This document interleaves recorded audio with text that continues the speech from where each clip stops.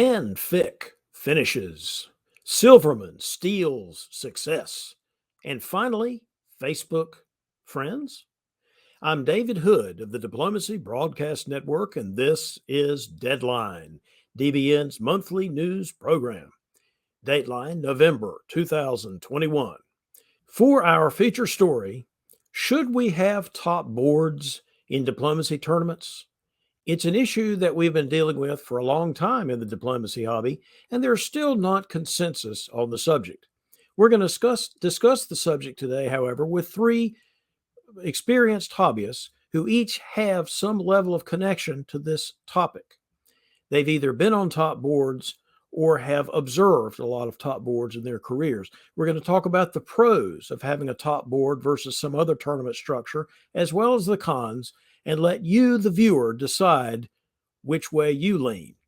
But first, a look at headlines from around the world of diplomacy. The 2021 French Championship for face-to-face play was held November 5th through 7th at the La Louisiane Hotel in Paris. Briouc Thibault is the new French champion, with René van Rooyen of the Netherlands taking second and past world champion Cyril Sivon posting a third-place finish. Thibault did well in this year's Swiss championships as well, and he also won the Anjou Fire diplomacy tournament back in July, so he's, well, on fire. In other tournament news, the North American Diplomacy Championship for 2021 was also held that same weekend in conjunction with the Carnage Gaming event in Mount Snow, Vermont. Frequent color commentator on this very diplomacy broadcast network, Adam Silverman of California, bested the field for his first ever DipCon victory in his long and distinguished diplomacy career. Coming in second was frequent strong finisher and now wooden diplomacy board manufacturer Matt Krill from Washington State. There was a tie for third place between Ben Kelman of Michigan and Quebecois Nicolas Sahuguet, who is also a past world champion. You can watch DBN's full coverage of this event at the link listed below, including on-the-scene interviews and the debut of new gotcha journalist Ed Sullivan with his news feature here in DBN called Back Channel with Ed Sullivan. With these new results added into the mix from these two tournaments, I wonder how the leaderboard looks now for the Diplomacy Broadcast Network Invitational event, which will be held virtually this coming February. Will these two event winners qualify for automatic bids to add to the four players who already have tickets punched for Diplomacy's Big Dance? How will the overall results affect the race for the rest of the 28 bids available for the preliminary rounds of the DBNI? Forget that coming March Madness basketball business. Have you yet caught February fever? Whether you have or haven't, tune in next weekend for the release of the latest countdown show right here on DBN. Analysts Zachary Moore and Brian Pravel will once again break down all the details of the current DBNI standings and will be looking for rookie honors and doing bubbleology to help us figure out just who is in, who might be in, and who is done for this season.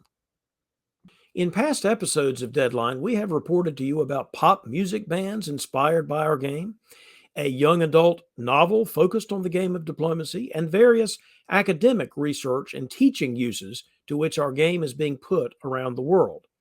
Now I'm here to report that the first frozen fan fiction piece to focus on the game of diplomacy has been created. It is available now for you to read. Reba McIncheese writes fanfic as a hobby, but this time decided that the dramatic and romantic tension could only be heightened by using diplomacy to drive the plot. Why the rest of us did not think of this, I have no earthly idea. At any rate, just to prove that diplomacy now pervades every aspect of modern life and modern culture, please check out Reba's work at the link provided below. And I challenge you right here, right now on DBN, if you find some subject that is not yet dripping from a drenching of diplomatic dew, fix that, because it's all up to you. Just because face-to-face has heated back up does not mean that virtual face-to-face in league format has cooled off at all. Both the Tour of Britain and the Virtual Diplomacy League have games scheduled for this month, with the Tour concluding the weekend of November 13th and 14th with one round on each day. Currently leading the Tour of Britain are Saren Kwok of the UK, Morgante Pell, who's now a resident of New York City, and Swede Eskil Sandblom. Who will be crowned the next British Queen or King? Participate in those games to help determine that if you can. But if you can't participate, you can watch out for coverage of these games on a future episode of DBN's League Night, which will be right here on this channel. The Virtual Diplomacy League will then host its next game day on Saturday, November 20th, which is a week later. It'll have 3 rounds scheduled that day as usual. Competition for that championship is hot and heavy, with only one more game day after that one before the VDL Top Board competition will be held in January.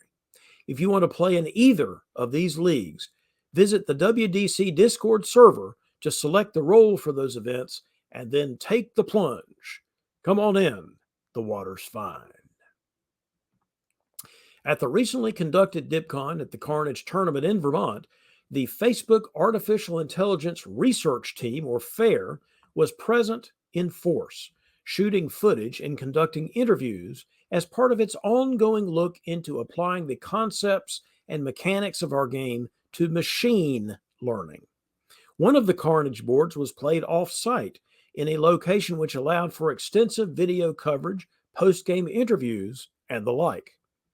The FAIR team is working on a promotional video which will explain diplomacy to a wider audience, with more content to be gathered at future diplomacy events. We at DBN are thrilled to have partnered with the Facebook crowd on this project, and we eagerly look forward to the result. Now let's take a trip around the various websites and YouTube channels for the content providers, which we call our DBN media partners. The Legendary Tactics channel on YouTube released a very useful video entitled 14 Reasons Why You Got Stabbed. That would always be a great subject, but it might be particularly useful in particular for some folk who I saw play at the recent Carnage. The fine folks at the DiploStrats channel have also released a new little fun video, this one being about what they call the convoy kidnap situation, which is made possible under the rules of diplomacy as written.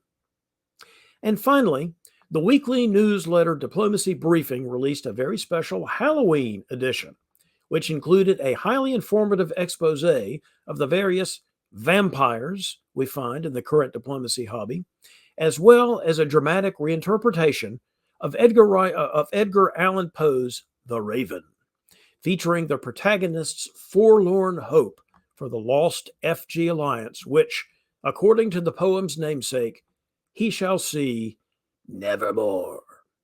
You can find links to this content below, and can find links to all of our media partners as listed on the North American Diplomacy Federation website, thenadf.org. Thanks to the technical and professional gifts of Virginia diplomacy hobbyist Hal Shield, the website for the long-running event DixieCon has undergone a complete transformation.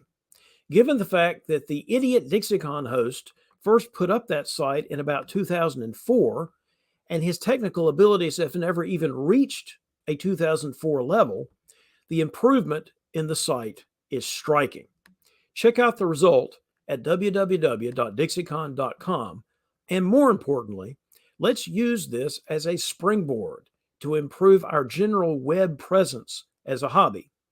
We have an outstanding structure of hobby services, events, chat, and other functions on our Discord presence. But how do we rake in those diplomacy people out there who don't know about our Discord servers and who don't know how or whom to ask about them? The NADF.org site is a good start, but we need more general diplomacy sites about diplomacy events so that we can act as the front door for the diplomacy hobby on the web. Be part of that solution today. You can contact me at davidhood@dixiecon.com for more information. And now it's time for a segment we call My Favorite Things. We'll interview a diplomacy player about that person's diplomacy journey, and then we'll talk about something of particular interest to that hobbyist, whether or not related to diplomacy. In this installment, I talked to longtime face-to-face diplomacy hobbyist Steve Koehler from North Carolina about his second hobby and how he uses his diplomatic skills in that endeavor. Welcome, folks, to the My Favorite Things section of Deadline News. I'm here today with my friend Steve Koehler. We've been friends for a very long time in diplomacy and in other gaming. So, Steve, I was trying to remember when we got together sort of as gaming buddies for the first time, and I think it's when we were studying for the bar exam, literally 30 years ago. That's right. I was sitting on the back row, you were sitting on the back row. Tell me what happened from there. Well, we weren't studying. That's Let's right. put it that way. I was working on a diplomacy magazine I had called Diplodocus at the time, running a bunch of diplomacy games by mail. I was adjudicating some moves from moves that people sent in, and Dave looked over my shoulder and you realized, hey, there's another diplomacy addict, and you told me about your tournament in Dixiecon in Chapel Hill, and we became friends from then on. And I think we've pretty much been playing games nonstop for the last 30 plus years together. That's right. And what do you think the draw of diplomacy is for people when they first learn the game? What is it that's addicting to people? Well, as far as you and I, as lawyers, we like to argue and convince people that we're right. And I think that slides right into diplomacy. It really does. And, of course, now you've branched off into other games, and we are right now at HickCon, which is a non-diplomacy board gaming convention in Western North Carolina, which is this year is celebrating its 30th edition. It's amazing how old we are. It's amazing how old the event is. We have not aged a minute. Mm-hmm. Well, we're here today to talk about your other interests besides diplomacy. That's what we do in My Favorite Things. So tell us what your secondary interest is outside of work and diplomacy. So one of my favorite things is to officiate sports, whether they be high school football, lacrosse, or volleyball, and I get up into college volleyball as well. And how did you get into officiating? I had a boss, another lawyer, who officiated football, and one afternoon on a Friday, he was dressing in his stripes and knickers and going out to officiate a football game. And I said, "What are you doing?" And he told me how much he enjoyed doing that. So the next season, I joined him on the field, and it's been 25 years doing that. Well, you said you officiate football and volleyball and lacrosse. What's the differences in terms of being the official? Football, I like to say, has a lot of pageantry to it. Friday nights, especially in a rural community, is a big deal to go to a high school football game. You have a lot of people there. You have all the cheerleaders and the bands, and it's the one game a week for that varsity team, so it makes a big deal. And so it's a big event. Lacrosse is a more relaxed sport as far as the fans are concerned. There's more games per week, but it's a much faster game and a lot of fun. And volleyball is a totally different type of thing. It's very competitive. There's a lot of athleticism for the players, but I enjoy that as well. Are there any instances you can think of how your diplomacy skills were utilized as being an official? Well, you know that we both use our diplomacy skills as lawyers when we're doing a mediation, but or arguments in court. But in officiating, it helps a bit. I think we realize that we're dealing with other people, that the primary goal is to get them to do what you want, not to technically win arguments. And so as an official, I'm doing that with the coach and the player, trying to get them to do what I need them to do, as opposed to win an argument with them. I'm not trying to prove I'm right. I'm trying to get them to run the game more smoothly. Well, as the official, aren't you always right, honestly? Well, I know that, but they don't. I see. Well, the other thing I wanted to talk briefly with you about is the fact that we're here playing at a non-diplomacy gaming event among friends, most of whom we met through diplomacy. That's right. What aspect of the friendship or comradeship that you gain in diplomacy can bleed over into playing other games? Well, when you're starting out in a diplomacy tournament, it's an intense period of time of 8 hours when you play, and then there's a lot of relaxation together. When you blow off steam, the DixieCon events had a lot of blowing off of steam, and that created a lot of friendships afterwards. And then the next game, you're friends with these guys, and it's much a more enjoyable experience. Well, before we close, how about telling the audience what other board games you've been playing recently that you really enjoy? Just won a game of Terraforming Mars against David here. We played the Dune Imperium today, yesterday. We play lots of games. Ken has wall-to-wall games inside, so we have a lot of choices. Yeah, I should say that we're here at the home of Ken and Debbie Guttermuth. Ken Guttermuth lives in Hickory, North Carolina, but runs the World Board Gaming Championships in Pennsylvania every year. So his house is a little insane, would you say? He and his wife Debbie are great hosts. They really are. Well, Steve, thanks for being on the program, and thanks to all of you for joining us here on Deadline. And now it's time for our panel discussion on the topic of top boards in diplomacy championship events. How does that format affect gameplay, both during the preliminary rounds and on the top board itself? How can a participant on a top board maximize the chances of winning that kind of game? And which is preferable, a format culminating with a top board or one which combines scores from all rounds to create a final ranking without using a top board at all?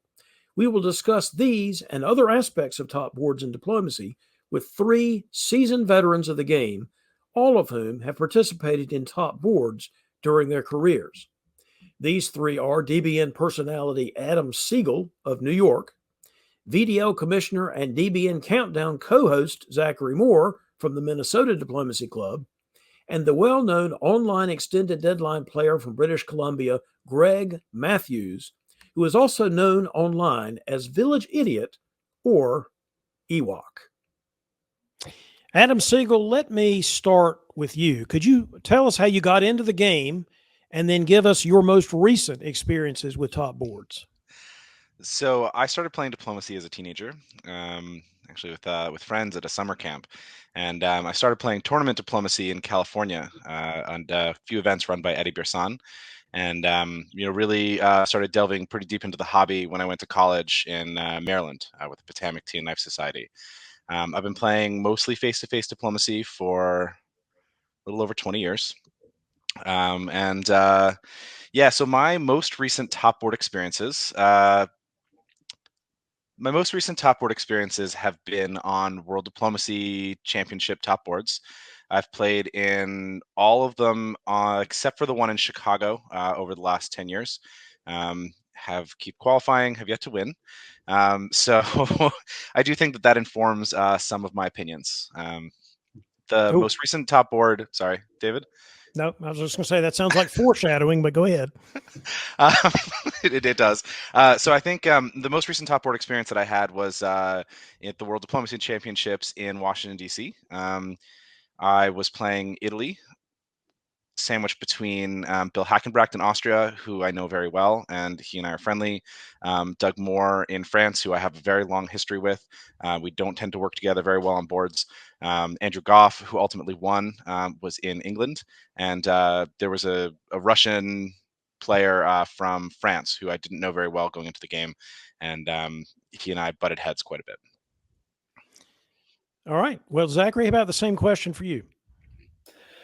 Yeah, I came into the game from another fella here in Minnesota I used to play other board games with, and one day he showed up to our board game night and was desperately trying to fill a online game on Play Diplomacy. And after that, he took me along to a tournament in Chicago, the old COD-Con tournament in Chicago that a few people will know of. And I got destroyed, and I had a great time. And that's how I got into the game. I didn't sniff a top board on that one. But I've had a few different types of experience on a top board, one as a player, one as an organizer, and one as both in the Minnesota Diplomacy Club top board, with mixed results. One was at Moot 2020, and that was won by John Anderson, the great ghost, the invisible John Anderson. We haven't heard from him in a while. And the other one in Minnesota was won by myself. I won my own league, which is, the coolest thing you can do, the best sign of greatness game. I thought we could only do that in the state of Maine. Greg, let me go over to you and Still ask not you, because funny, I would David. love to hear your origin story and your background with top boards. Sure. I've been an online diplomacy player right from the start. I never even seen a physical diplomacy board up until about 2 years ago. I was first introduced in 2011.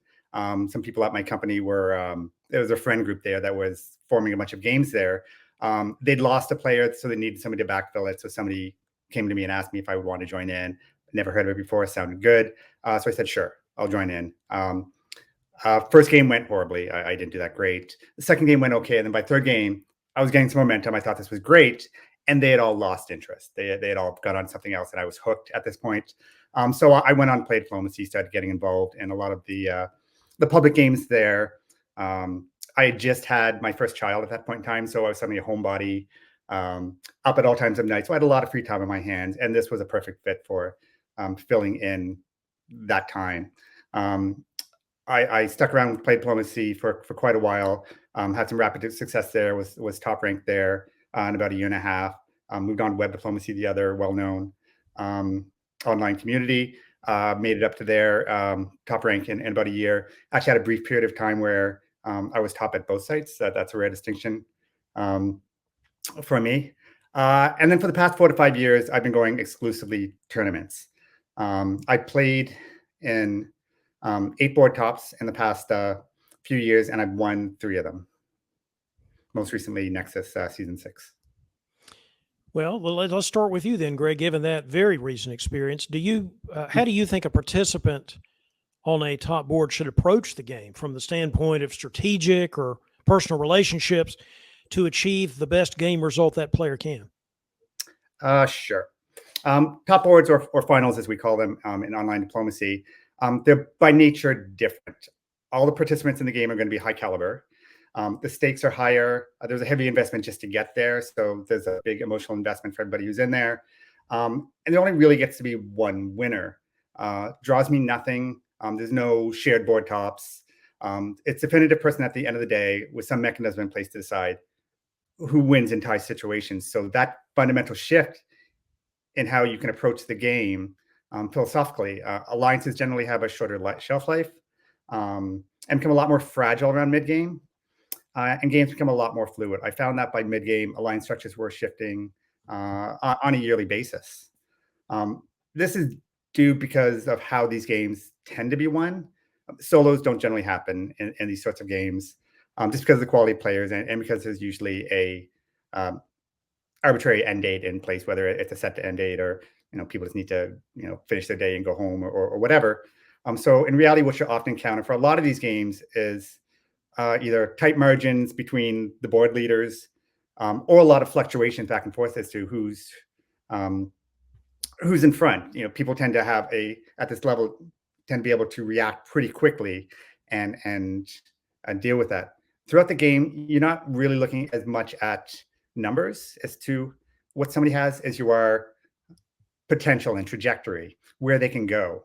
You need to be able to read multiple board moves ahead of time and be more conscious of players beyond your horizon. For example, Turkey stabbing Russia, threatening its home centers may force a northern fleet destroy. That sets England in motion to grow by 4 units around Scandinavia by the end of next year, with limited offense in place to show that. So games are often won by inches and limited by time play, and these sorts of things have significant impacts on what needs to be factored in. You need to be conscious of those butterfly effects. Not all centers are valued equally. A center of the player you're in competition with or seated higher than you is more valuable than a player who's not. With many of these games, many of these games are won by tactics. The one winner, time limit aspects, high emotions, puts a lot of weight on social game as well. Eventually, you're going to hit a stage of the game where there's a group of players who run out of sufficient runway to be a real contender but are still really relevant and probably filled with disappointment, desire for purpose, and are considering how they want their story to end. which can still have a lot of impact on who wins. So there's a lot of value in building relationships to gain player endorsement, where you can, when you can throughout the game, as well as making players whose support you don't have less relevant at the end of less relevant and at the end, or people who are stronger or have strong support, not in contention, not one of the people who's racing for it. You need to win the hearts and minds of the board, or at the very least, aim to be racing only less desirable players. Makes sense. What about you, Adam? Do you think there's some aspect of being on the top board that should change the way that player interacts with the other players on the board? Absolutely. First of all, I just want to say I think everything Greg just said is on point for face-to-face diplomacy as well as online diplomacy. I don't think that anything you said should be limited just to one.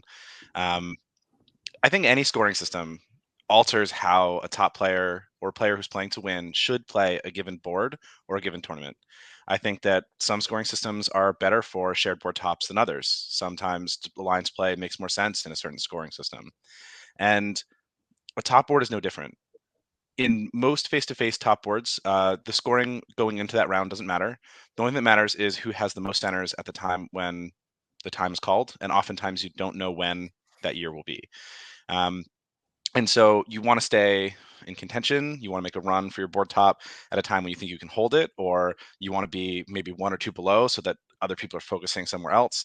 And I think that Greg made a comment about winning the hearts and minds and playing the social game. And I think for me, one of the interesting questions about top boards is how you spend the time on the board, not just playing diplomacy, but trying to convince everyone else that you should be the winner of that game. And the truth is that in almost every top board I've ever played in, by the time the time's running down, there's only a couple people who can win. And a lot of people have a say in who's going to win. And unless other people want you to win, you will not win. And to me, that is an element of the game that exists only on top boards, right? It doesn't exist in any other format of play. You're never going to have a situation almost under any scoring system where 3 or 4 players have literally no stake in the outcome of the game. And so I think that this question that you're asking of how should a player respond to the top board, I think that you really have to be thinking about those relationships and that social status that you have, 4 hours from now. Zach, what about you? You've not only have you played in these top board scenarios, you've run them in your league. So how have you seen players react or adapt to the particular mechanics of a top board? Yeah, I've seen it a couple ways, David. To go off something that Adam said, you need to make the case that you deserve to win, but there's another case that you can also make, and that's that you have already won. Because on a top board, just like any other board, people are going to they're going to want to king make. They're going to want to react against somebody who hurt their game or in favor of someone who is helpful to them. But as it goes on, 6 hours, 7 hours, 8 hours, especially if there's no time limit, a 1 or 2 center power or a 3 center power that can influence the game might just want to go. And so if you can convince people on the board that the game is in hand, that you've already won, then you can wrap up a victory that maybe wasn't as assured as you made it out to be. And there are some great players who did this. John Anderson was a guy who kind of did both in the VDL top board. He got off to a huge lead early on.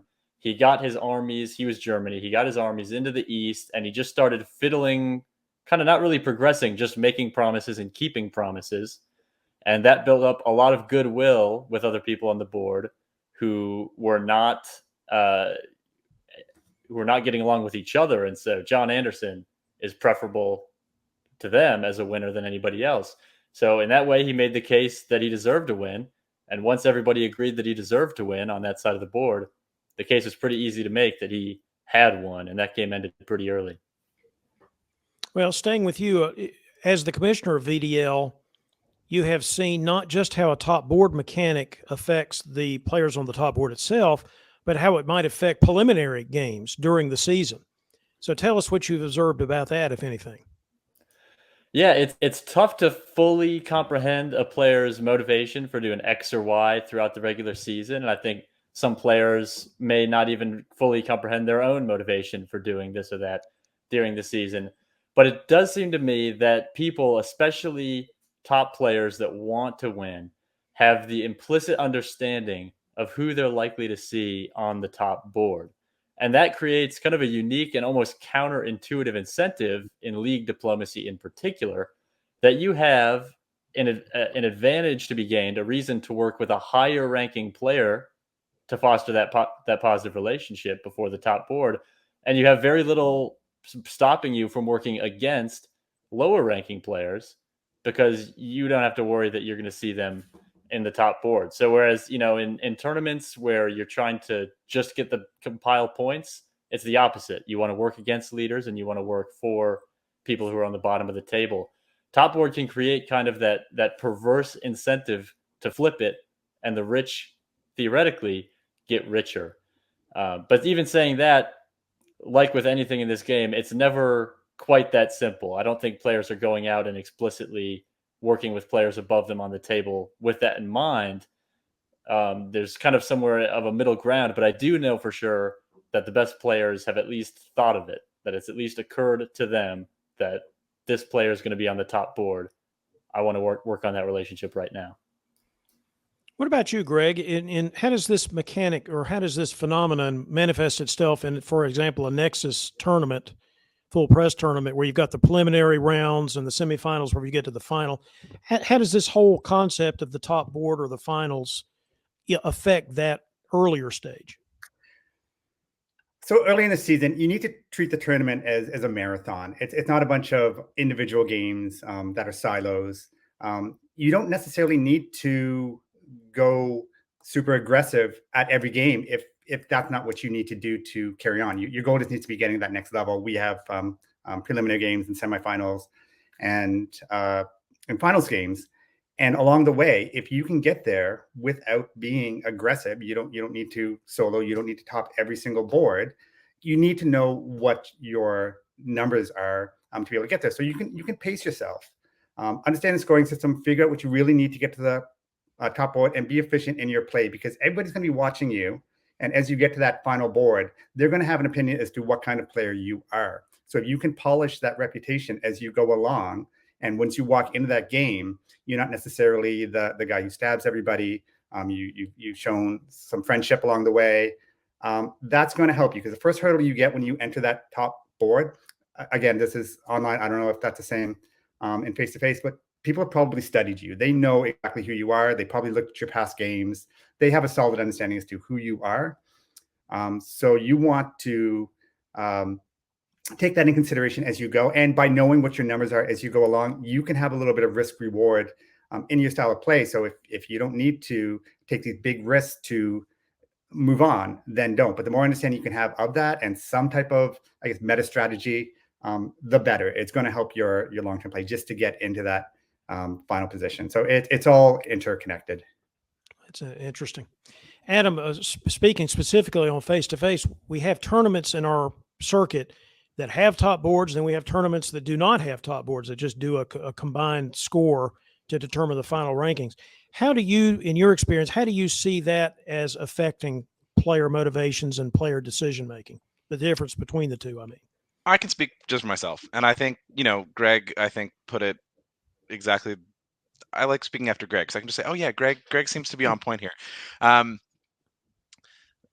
When I sit down to a tournament and I know that there's a top board, my goal is to get to the top board. I don't care really which seat I'm on. I just want the top board. And I can show up to a board and say, hey, you want to go split these points? We can both get a big score and we're happy. We both can set ourselves up for the top board. From my perspective, that is a perverse incentive to be sitting down on a diplomacy board and not playing for the best possible result on that board. I understand that everyone has a different opinion, but that's what I do, and that's successful to get me to a top board situation.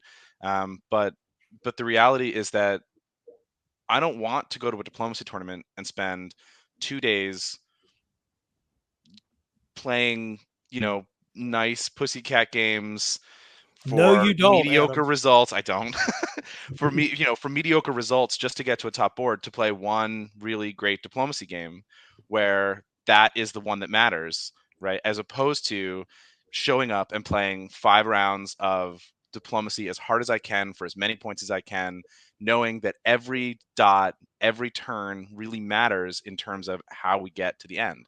And I don't understand, for me at least, why would we want to put on this act of playing a game where I can pace myself? Why do I want to go for a result that is 75% of the result that I can get? Or why would I not want to be incentivized to push for a solo? Or why would I not want to go for the stab if I can get those 3 dots? Why would we want any scoring system is going to disrupt play? Any scoring system is going to tell people one thing or the other and how to get the most points.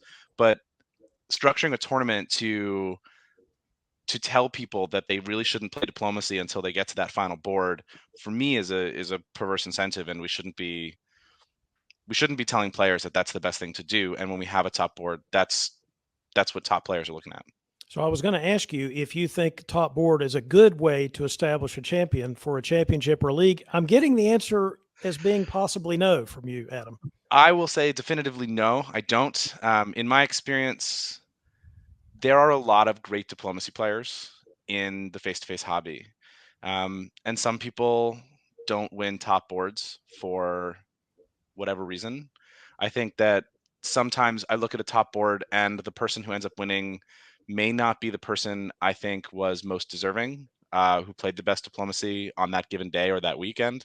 And that isn't to say in any way, shape, or form that a person who wins a top board and wins a tournament as a result is not deserving. It's not that they're not a great player. You really do need to be a wonderful player in order to cap that top board.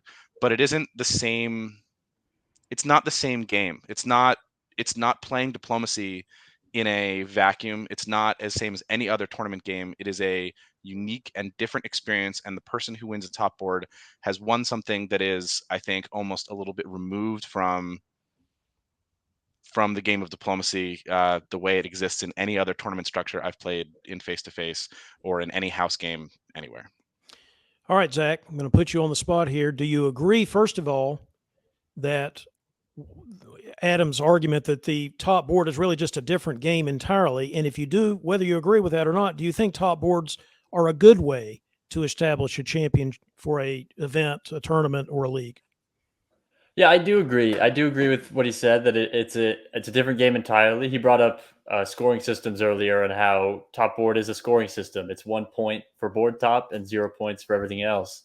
And so in that way, like all scoring systems, it's its own variant, and it's unique in that it's most tournaments. You know, a tournament without a top board runs the same scoring system every single round. A tournament with a top board runs their scoring system, and then it changes to top board scoring system. So there is that change in there. Now, as far as the value of a top board, I'm more of a fence sitter. I kind of see pros and cons to it. I think great things about a top board for a league, especially the one I run, like the VDL, that goes for 10 months out of the year in the regular season, is that somebody can join in June, July, August, and not be so far behind that they're out of contention. It keeps more people in the tournament, in the running for longer, which I think is a good thing for any league. There is a cost, though, and like he says, it's an abnormal game. It's not pure diplomacy in the way that we think of pure diplomacy, and so there's some questions to be had about whether, like you said, is it the best way to crown a champion by playing such a bizarre variant of the game in a one-off? And then you get a lot of king making, where it kind of turns into the last episode of Survivor, and you got 3 people sitting around the board deciding who they're going to throw their weight behind as a champion. And so there's some reasons to dislike it for the abnormalities that it causes. As an organizer, I think there's a lot of reasons to like it for the way that it draws people into the league for longer. All right, Greg, we've got a no, we've got a fence sitter. So I'm going to ask you the question and find out what your answer is. Do you think having a top board, or as you call it on the online world, a final, do you think that is a particularly good way to establish a champion? I'm going to go with no as well. I mean, tournaments are different. I spent my first 5 years doing online ongoing rating systems. And I have to say that's probably a better measuring stick. It's repeatable. Rules and scoring systems stay the same. And usually, at least online, you're not restricted by arbitrary ends. So you can fight to your dying breath, and there's going to be a definitive conclusion, which is not necessarily the case with a top board situation. As previously mentioned by Adam, it's a bit of a musical chairs when it ends. Sometimes you don't really, it ebbs and flows, and whoever's kind of left with the chair at the end gets to be the champion. So while I would agree that if you're in contention for being one of those people, you're a solid player. There's a group of people in there who have probably equally earned that title. But whether it makes one person, this is the best person in that entire tournament, not necessarily. There's a lot of great players who don't even make it to the top board, let alone win it. But that said, I love tournaments. I think they're absolute blast. I love the carrot of, chasing this title that you can put on your resume. I like the spectacle that comes with it. And just the idea of playing a game with 6 other elite players, great players. I mean, that alone is worth the price of admission. I'm all about tournaments these days, regardless of whether it crowns somebody the best or not. They're a ton of fun. Yeah, I'm also a no on this subject, but I do think there is something to the yes camp. So I will argue that very briefly, which is that it's a good spectacle, particularly on the virtual world and in the online community. It's a little bit of a spectacle that we can use to promote the game in a way that just having a tournament where you end without having a top board doesn't provide the same spectacle. But in general, I understand and agree with a lot of the arguments here. Greg, let me just go to you first for final thoughts. Anything about the whole concept of a final or top board that you think that we need to talk about that we haven't yet touched on? I'm just going to make the point that if you've never been on an extended deadline finals table and you manage to get there, just be prepared. You'll absolutely walk away from it as a better player, but it's intense. You're going to need to spend a lot of time and commitment to it. You need to be accessible because things are happening while you're sleeping or spending time with your grandma. So, for a block of time, it's going to take up a lot of your life. And after the commitment that you put into it, anything where you lose that momentum or things fall apart, it's really deflating. So I'm just going to say, go in with a good mentality. Understand we're there for fun, and it's a great time. That's good advice. Adam, how about you? I mean, this is an old topic in the hobby, I will tell you, from my background and perspective. Old topic. But that doesn't mean we don't have new opinions and new takes on it. So anything else you want to say on this subject? I think that in the face-to-face hobby, in order to win a top board, given that we're a small hobby and most of us know each other, when you sit down, you look around the other 6 people and you know ahead of time who has the opportunity to win based on the relationships that exist. And I think that that's an unfortunate sort of outcome. And it's not even to say that people who are close and friendly don't create problems. Peter Jurgen has been mad at me since the Chicago top board because there was Doc was crowned world champion. He and Doc were EF. They rolled Germany in the first couple of game years, and I was playing Italy, and I was like 1 or 2 game years away from securing my side of the board and being able to fight Doc in France. And I said to Peter, I was like, look, if you don't stab Doc now, I'll lock Doc up and you'll get top board. It's not an acceptable outcome to me. So either stab him or I throw the game to Doc. And Doc was crowned world champion as a result of Peter not believing me. And he and I are close friends, but I have to sort of look back at that board and say, was there anything else I could have done? Was there anything else that I could have changed about my play to alter who would have been the world champion that year? And ultimately, I wasn't the only one throwing it to Doc. Matt Shields was also actively involved. There were a couple other players who were trying to help Peter. But for the last 2 hours of that game, nobody was playing diplomacy anymore. People were playing push the pieces. And it's hard to look at that and say that we had a really great diplomacy game that is a spectacle people should look at and say, that's the game of diplomacy I want to play.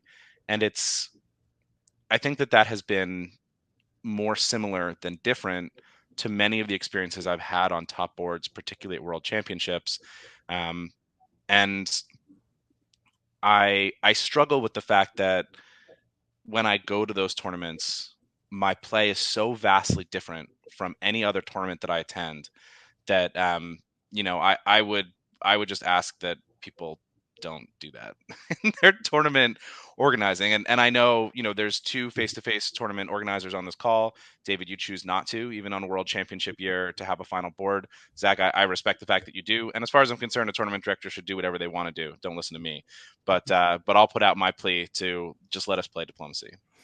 Well, Zach, let me give you the final word, not necessarily on that subject, but if there are people out there that are going to play on a top board, for good or for ill, what do they need to know about this that we haven't already talked about? All those aspiring top boarders out there. To be honest, my advice to top boarders is to not overthink it, but also don't underthink it. It's easy. I've seen players come in and kind of hear the dialogue that we've had for the last half an hour, and you might think, my God, I have to curate my reputation so perfectly I can't even look at somebody the wrong way. And I've felt that way in the past too, where I'll be sitting and playing Catan the night before a tournament starts and thinking I better not block his road because we might meet on the top board. And that's things like that are probably not very important. Most of what you do, you think everybody's watching you. You think everybody's paying attention to your to what you're doing and your reputation. And a lot of times people are kind of worried about themselves. So your reputation is not everything, and it's not going to sink you. But also, don't underthink it, because if another player on the board has been carefully crafting their own reputation, and they're an alliance player, and they never break a deal, and they always do what they say. Well, they've been doing that for a reason, and that reason is so that they can get one over you on this specific game. So you need to keep it in mind, but don't let it consume you. All right, that's good advice and good comments from everyone. I want to thank you guys for being on the show. And thanks to all of you watching at home. We hope you have enjoyed this edition of Deadline. If you have news, ideas for features, or feedback of any kind, please feel free to send an email to info@diplobn.com, or you can drop me a line directly using David Hood at dixiecon.com. For our other broadcast offerings, visit our website at diplobn.com. This is David Hood signing off. I wish you brightness and bliss and, of course, Belgium.